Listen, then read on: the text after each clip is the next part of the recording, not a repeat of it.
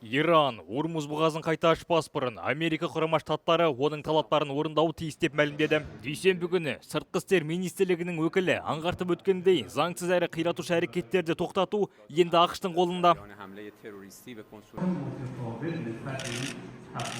مادامی که محاصره دریایی آمریکا ادامه داشته باشه طبق قطعنامه 3314 مجمع عمومی سازمان ملل متحد، محاصره دریایی از این جنس به مثابه عمل تجاوزکارانه است. مادامی که سایر نقض‌های آمریکا تداوم داشته باشه، خب شرایط لازم برای این که بگیم تنگه هرمز تبدیل به یک آبراه امن شده وجود نخواهد داشت.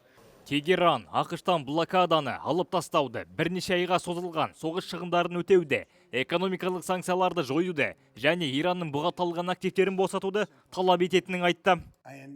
Өз кезегінде ақш президенті Дональд Трамп жексенбі күні Иранға экономикалық қысымды арттыруға дайын екенін ескертіп, одан әрі әскери соққылар жасаудан бас тартқандай болды. Трамптың бұл мәлімдемелері Тегеран демалыс күндері Ормуз бұғазын қайта ашу шарттарын қойғаннан кейін жасалды. Бұғаздың жабылуы соғыстың ең ауыр салдарына айналып, әлемдегі энергия ресурстарының бағасын көтеріп жіберді. Сонымен бірге Иран Оман мен бұғаз арқылы транзит, соның ішінде уақытша жүк тасымалы коридорын ашу мүмкіндігі бойынша бөлек келіссөздер жүргізуде.